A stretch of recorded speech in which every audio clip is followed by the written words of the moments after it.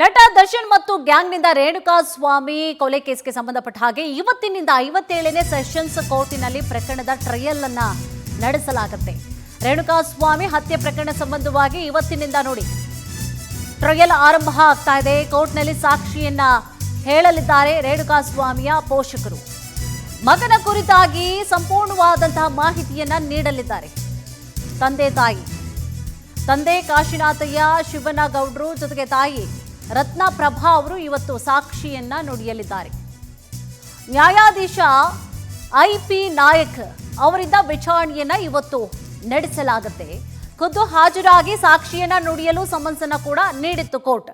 ರೇಣುಕಾ ಸ್ವಾಮಿ ಕೊಲೆ ಪ್ರಕರಣದ ಟ್ರಯಲ್ ಆರಂಭದ ಹಿನ್ನೆಲೆಯಲ್ಲಿ ವಿಡಿಯೋ ಕಾನ್ಫರೆನ್ಸ್ ಮೂಲಕವಾಗಿ ಇವತ್ತು ಹಾಜರಾಗಲಿದೆ ಡಿ ಗ್ಯಾಂಗ್.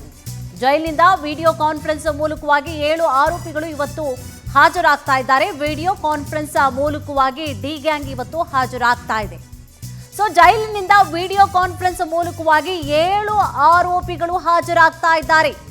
ಇನ್ನುಳಿದಂತ 10 ಆರೋಪಿಗಳು ಖುದ್ದು ಕೋರ್ಟ್ಗೆ ಇವತ್ತು ಹಾಜರಾಗ್ತಾ ಇದ್ದಾರೆ. ಮಧ್ಯಾಹ್ನ 12 ಗಂಟೆ ಸುಮಾರಿಗೆ ವಿಚಾರಣೆ ಕೂಡ ಆರಂಭವಾಗುತ್ತೆ. ಇವತ್ತು ಟ್ರಯಲ್ಗೆ ಇನ್ನು ರೇಣುಕಾ ಸ್ವಾಮಿ ಪೋಷಕರಿಗೂ ಕೂಡ ಈಗಾಗಲೇ ಸಮನ್ಸನ್ನ ಕೂಡ ನೀಡಲಾಗಿತ್ತು. ಅದರಂತೆ ಇವತ್ತು ಅವರು ಕೂಡ ಟ್ರಯಲ್ಗೆ ಬರ್ತಾ ಇದ್ದಾರೆ. ಸೊ ವಿಚಾರಣೆಯ ಸಂದರ್ಭದಲ್ಲಿ ಈಗ ಟ್ರಯಲ್ ಆರಂಭ ಆಗಿರುವಂತಹ ಕಾರಣವಾಗಿ ಡಿ ಗ್ಯಾಂಗ್ಗೆ ಮತ್ತಷ್ಟು ಕೂಡ ಈಗ ಟೆನ್ಷನ್ ಜಾಸ್ತಿ ಆಗ್ತಾ ಇದೆ. ಟ್ರಯಲ್ ಅಲ್ವಾ, ಸೊ ಎಲ್ಲ ಸಾಕ್ಷಿಗಳನ್ನು ಕೂಡ ಇಟ್ಕೊಂಡು ಈಗಾಗಲೇ ಚಾರ್ಜ್ ಶೀಟ್ ಏನು ಸಲ್ಲಿಕೆ ಆಗಿತ್ತು ಅವರ ವಿರುದ್ಧವಾಗಿ ಸಾವಿರಾರು ಪುಟಗಳ ಚಾರ್ಜ್ ಶೀಟ್, ಒಂದಲ್ಲ ಎರಡಲ್ಲ ಸಾವಿರಾರು ಪುಟಗಳ ಚಾರ್ಜ್ ಶೀಟ್ ಅವರ ವಿರುದ್ಧವಾಗಿ ನೀಡಲಾಗಿತ್ತು. ಈ ಸಂಬಂಧವಾಗಿ ಎಲ್ಲವನ್ನೂ ಕೂಡ ಇಟ್ಟುಕೊಂಡು ಇವತ್ತು ನ್ಯಾಯಾಧೀಶರು ಪ್ರಶ್ನೆಯನ್ನು ಕೂಡ ಮಾಡಲಿದ್ದಾರೆ. ಇವತ್ತು ಸಾಕ್ಷಿಗಳಿರಬಹುದು ಅಥವಾ ಕೊಲೆ ಆರೋಪಿಗಳಿಗೆ ಏನಿದ್ದಾರೆ 17 ಆರೋಪಿಗಳು, ಅದರಲ್ಲೂ ಕೂಡ ಇವತ್ತು ಒಂದಷ್ಟು ಆರೋಪಿಗಳು ವಿಡಿಯೋ ಕಾನ್ಫರೆನ್ಸ್ ಮೂಲಕವಾಗಿ ಬಂದರೆ ಮತ್ತೊಂದಿಷ್ಟು ಆರೋಪಿಗಳು ಇವತ್ತು ಖುದ್ದು ಕೋರ್ಟ್ಗೆ ಹಾಜರಾಗ್ತಾ ಇದ್ದಾರೆ. ನೋಡಿ, 7 ಆರೋಪಿಗಳು ಇವತ್ತು ವಿಡಿಯೋ ಕಾನ್ಫರೆನ್ಸ್ ಮೂಲಕವಾಗಿ ಹಾಜರಾಗ್ತಾ ಇದ್ದಾರೆ. ಇನ್ನುಳಿದಂಥ 10 ಆರೋಪಿಗಳು ಖುದ್ದು ಕೋರ್ಟ್ಗೆ ಇವತ್ತು ಹಾಜರಾಗ್ತಾ ಇದ್ದಾರೆ.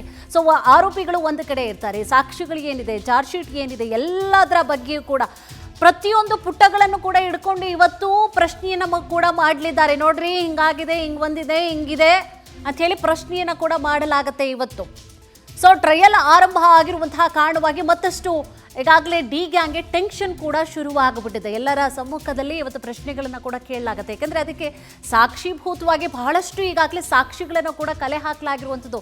ಪ್ರಕರಣ ಎಲ್ಲಾಯಿತು, ರೇಣುಕಾ ಸ್ವಾಮಿ ಮರ್ಡರ್ ಎಲ್ಲಾಯಿತು, ಎಲ್ಲಿಂದ ಎತ್ತಾಕೊಂಡು ಬಂದಿದ್ರು, ಏನೆಲ್ಲ ಮಾಡಿದ್ರು, ಕೂದಲಿಂದ ಹಿಡಿದು ರಕ್ತದ ಕಣವನ್ನು ಕೂಡ ಬಿಟ್ಟಿಲ್ಲ. ಎಲ್ಲದರ ಒಂದು ಸಂಗ್ರಹವನ್ನು ಈಗಾಗಲೇ ಮಾಡಲಾಗಿದೆಯಲ್ಲ, ಸೊ ಅದರ ಸಾಕ್ಷಿಗಳನ್ನು ಇಟ್ಕೊಂಡು ಇವತ್ತು ಪ್ರಶ್ನೆಯನ್ನು ಕೂಡ ಮಾಡಲಿದ್ದಾರೆ. ಇದೇ ವಿಚಾರ ಸಂಬಂಧವಾಗಿ ಹೆಚ್ಚಿನ ಡೀಟೇಲ್ಸ್ ಅನ್ನ ಕೂಡ ನೀಡ್ತಾ ಹೋಗ್ತಾರೆ ನಮ್ಮ ಪ್ರತಿನಿಧಿ ವೆಂಕಟೇಶ್. ವೆಂಕಟೇಶ್, ಈ ಸಂಬಂಧವಾಗಿ ಅಂದ್ರೆ ರೇಣುಕಾ ಸ್ವಾಮಿ ಹತ್ಯೆ ಕೇಸ್ಗೆ ಸಂಬಂಧಪಟ್ಟ ಹಾಗೆ ಯಾರಿಗೆಲ್ಲ ಸಮನ್ಸ್ ನೀಡಲಾಗಿತ್ತು, ಇವತ್ತು ಯಾರಿಗೆ ಕೋರ್ಟ್ಗೆ ಹಾಜರಾಗ್ತಾ ಇದ್ದಾರೆ, ಯಾರೆಲ್ಲ ಸಾಕ್ಷಿಗಳು ಇವತ್ತು ಬರ್ತಾ ಇರುವಂಥದ್ದು, ಟ್ರಯಲ್ ಯಾವ ರೀತಿಯಾಗಿ ನಡೀತಾ ಹೋಗುತ್ತೆ, ಏನಿದೆ ಕಂಪ್ಲೀಟ್ ಮಾಹಿತಿ?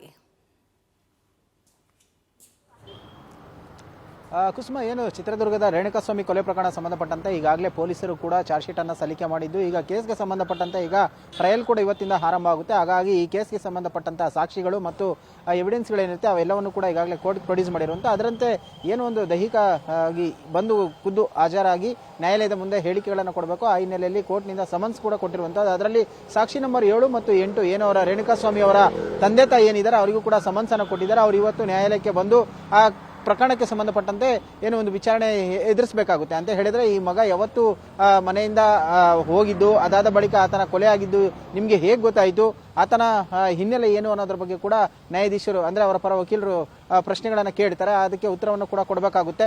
ಅಲ್ಲದೆ ಈ ಕೇಸ್ಗೆ ಸಂಬಂಧಪಟ್ಟಂತೆ ಏನು ರಾಘವೇಂದ್ರ ಇರಬಹುದು ಮತ್ತೆ ಜಗದೀಶ್ ಇರಬಹುದು, ಇವರ ಪಾತ್ರ ಏನು, ಅವರು ಚಿತ್ರದುರ್ಗದವರೇ ಆಗಿರೋದ್ರಿಂದಾಗಿ ಅವರು ಮಗನಿಗೆ ಹೇಗೆ ಪರಿಚಯ ಆಗಿದ್ರು, ಮನೆಗೆ ಬರ್ತಿದ್ರ ಏನು ಅನ್ನೋದ್ರ ಬಗ್ಗೆ ಕೂಡ ಮಾಹಿತಿಗಳನ್ನು ಕೇಳ್ತಾರೆ. ಅಂತೆ ಈಗ ನ್ಯಾಯಾಧೀಶರ ಮುಂದೆ ಈಗಾಗಲೇ ಕೇಸ್ ಚಾರ್ಜ್ ಶೀಟ್ ಆಗೋದಕ್ಕೂ ಮುಂಚೆ ಹೇಳಿಕೆಗಳನ್ನು ಕೊಟ್ಟಿದ್ರು ಮತ್ತು ಪೊಲೀಸರ ಮುಂದೆ ಕೂಡ ಹೇಳಿಕೆಗಳನ್ನು ಕೊಟ್ಟಿದ್ರು. ಇವತ್ತು ಅದೇ ರೀತಿಯಾದಂತಹ ಹೇಳಿಕೆಗಳನ್ನು ಕೊಡ್ತಾರ, ವ್ಯತಿರಿಕ್ತವಾದಂತಹ ಹೇಳಿಕೆಗಳು ಬರುತ್ತಾ ಅನ್ನೋದ್ರ ಬಗ್ಗೆ ಕೂಡ ಪೊಲೀಸರ ತನಿಖೆಯನ್ನು ಮಾಡಿದ್ರು. ಸೊ ಹಾಗಾಗಿ ನ್ಯಾಯಾಧೀಶರು ಕೂಡ ಕೇಳ್ತಾರೆ, ಅದಕ್ಕೆ ಉತ್ತರಗಳನ್ನೆಲ್ಲ ಕೊಡಬೇಕು.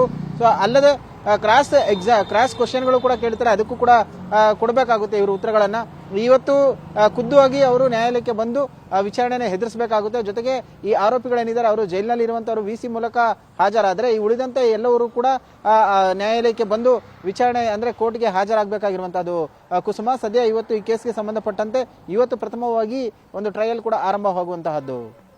ಥ್ಯಾಂಕ್ ಯು ತಮ್ಮೆಲ್ಲ ಡೀಟೇಲ್ಸ್ಗಾಗಿ.